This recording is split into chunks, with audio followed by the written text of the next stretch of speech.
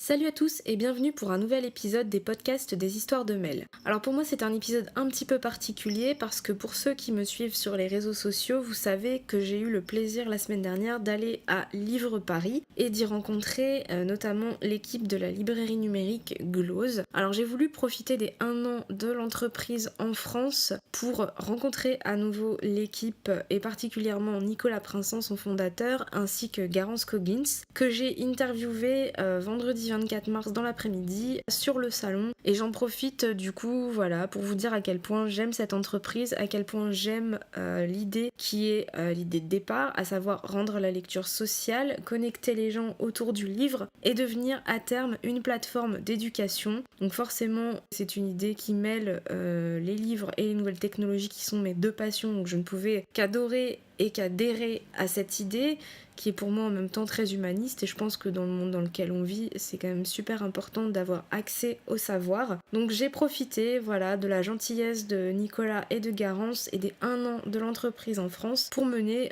ce petit entretien et pour vous en parler un petit peu plus longuement. Pour ceux qui connaissent le blog, vous savez qu'il y a aussi un article dédié dans le menu. Et puis par avance, avant de vous laisser écouter l'entretien, je tiens à m'excuser pour le son, puisque l'enregistrement a été mené dans les conditions très bruyantes du salon, donc il n'est pas très bon, et je vous dis à très vite pour de nouveaux podcasts.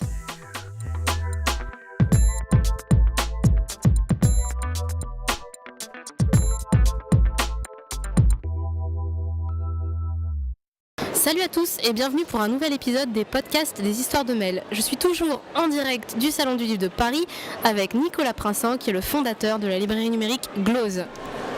Bonjour. Alors, je suis aussi avec Garance qui est Community Lead chez Glose. Bonjour. On est ici en direct aujourd'hui pour d'une part fêter les 1 an de Glose en France, et moi j'ai voulu en profiter pour que finalement avec Nicolas et avec Garance on raconte un petit peu aux utilisateurs comment s'est fait Glose, comment est venue l'idée en France ou même au départ. Voilà. Bon, alors Glose déjà c'est une plateforme de lecture de livres numériques qui est disponible sur tous les ordinateurs, tous les smartphones, toutes les tablettes, qui permet aux gens en effet de découvrir, de lire, d'échanger, de partager des livres numériques et puis d'échanger à travers les livres, puisque c'est une plateforme sociale qui permet aux lecteurs de se connecter, de discuter des livres qu'ils lisent. L'idée en fait est assez ancienne, je dois t'avouer, parce que quand on monte une entreprise, qu'on y passe beaucoup de temps, c'est quelque chose en général qui vient d'assez loin. Et moi l'idée commençait à émerger plutôt en 2011-2012, où je voulais absolument faire quelque chose dans le domaine de l'éducation. Et je trouvais que l'intersection entre l'éducation et les technologies était vraiment extrêmement important, et que les nouvelles technologies pouvaient aider à améliorer ou révolutionner l'éducation. Et en regardant ce qui se faisait, et puis en pensant aussi à ma propre expérience, je trouve que le média le plus important pour l'éducation de manière générale, c'est-à-dire pour le savoir, mais aussi les idées, mais aussi les histoires, c'est le livre. Et donc la question assez vite c'est devenu, mais qu'est-ce que les nouvelles technologies peuvent apporter au livre et à la lecture ? Et à cette période-là, je ne sais pas si tu te souviens, mais 2011-2012, c'était l'explosion des réseaux sociaux, dont on parlait énormément, y compris dans l'actualité. Et moi à l'époque j'avais un métier très très différent, et je suivais beaucoup l'actualité, notamment l'actualité politique ou l'actualité internationale, et on avait assisté en 2011 et 2012 à l'explosion des réseaux sociaux, aussi dans tous les pays du monde arabe, et dans ce qu'on a appelé le printemps arabe. Et je m'étais dit, mais c'est incroyable, partout dans le monde, les réseaux sociaux sont en train de connecter les gens comme jamais avant. Et donc au fur et à mesure des semaines, je me suis dit, attends, il faut faire quelque chose pour aider les gens à lire plus sur leur smartphone, leur tablette. Par ailleurs, on voit que l'avenir est fait par les réseaux sociaux quand on connecte les gens. Et donc, un peu à l'intersection de ces deux idées est arrivé Glose. Et donc, l'idée de faire une plateforme de lecture sur tous les écrans qui soit numérique et sociale. C'est-à-dire qui permettent de connecter les lecteurs d'un même livre. Ça, c'est vraiment l'idée à l'origine. Et donc, c'est devenu une entreprise en 2013, fin 2013.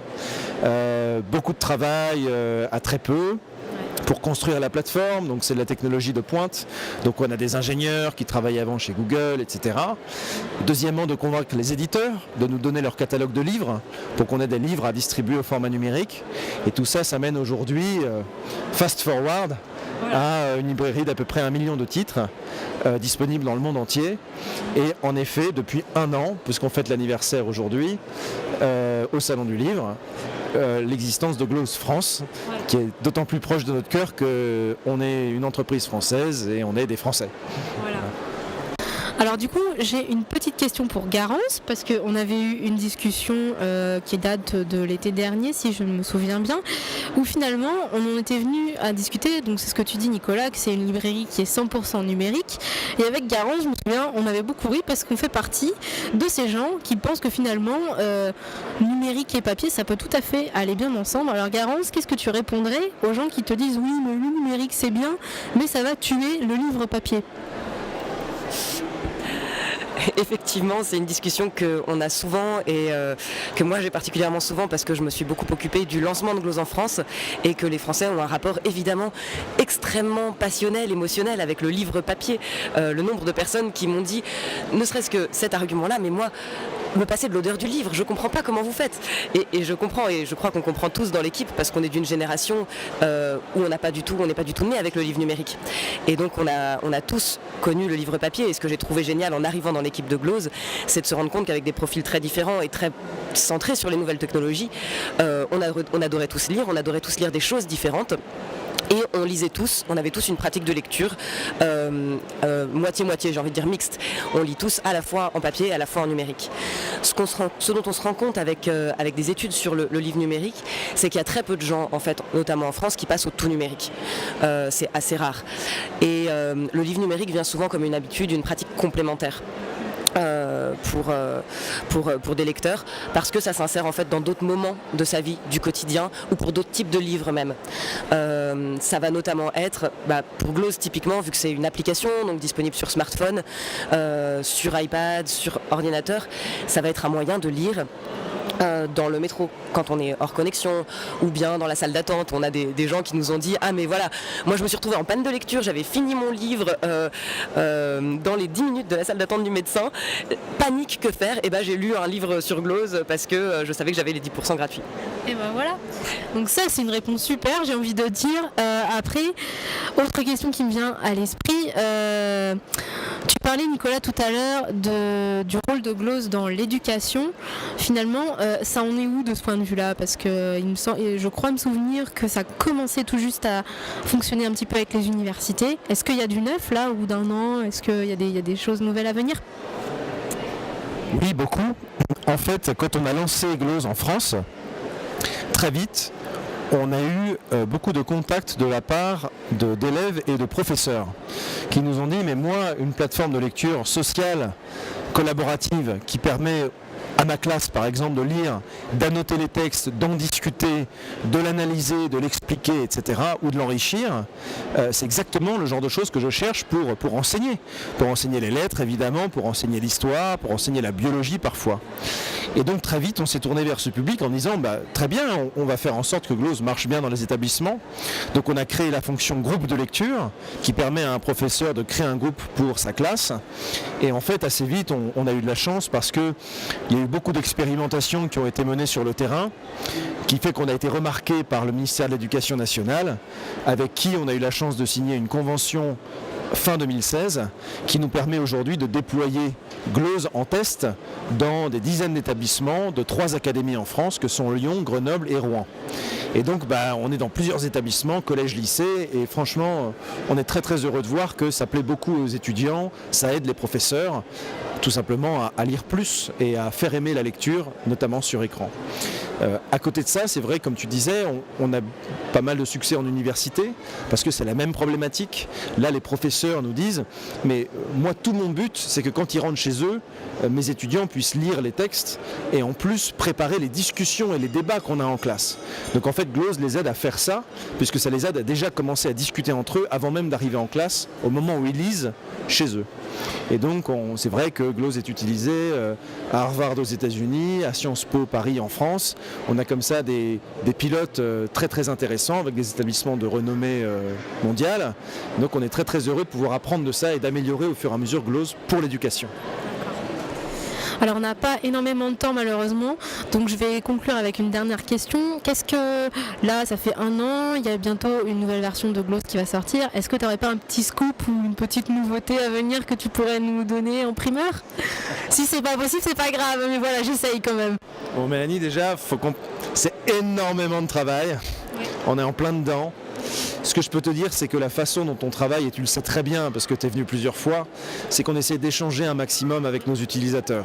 C'est pour ça qu'on fait des meet-up dans nos bureaux, où on invite les gens, on leur montre les maquettes, les idées qu'on prépare et on leur demande leur avis. Et donc on a la chance de pouvoir avoir des gens qui nous disent ah ça nous paraît très intéressant, j'utiliserai, ou ça c'est carrément pourri, moi j'utiliserai jamais. Ça fait des discussions sympas avec des gens toujours très, très cool. Ce que je peux te dire simplement, c'est que dans ce qu'on a entendu, on a entendu que finalement par exemple, les gens ont envie d'échanger, pas forcément à l'intérieur des livres, mais aussi de donner leur avis sur un bouquin ou de faire une petite critique, par exemple, ou de parler, pas seulement d'écrire, mais de parler. Et comme toi, qui es une pionnière du podcast, il y a des gens qui ont envie plutôt d'être dans l'audio plutôt que dans l'écrit. Et bon, il y a pas mal d'autres choses, mais surtout ce qui est important avec Glose, c'est que on cherche vraiment à être un lieu où les gens vont pour passer un bon moment. On ne veut pas être un service froid. On veut que les gens viennent et qu'ils aient le sourire en arrivant sur Glose et que ça les mette dans un état d'esprit où ils vont lire, découvrir, voyager à travers leur lecture. C'est pour ça que je te montrerai au bureau. Malheureusement, je ne peux pas le décrire, mais on a préparé quelques illustrations qui vont te plaire. Eh ben c'est super, donc voilà, je suis ravie de vous avoir eu tous les deux voilà, pour ce petit moment en direct du Salon du Livre. Et moi j'ai envie de dire en tant qu'utilisatrice de Glose que voilà, j'espère que ça va durer encore un bon moment.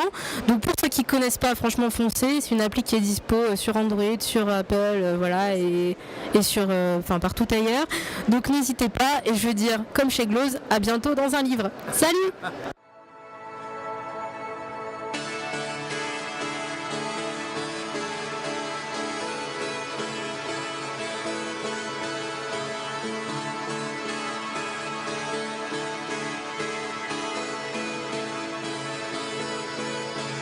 Turn the music up, I got my records on. I shut the world outside until the lights come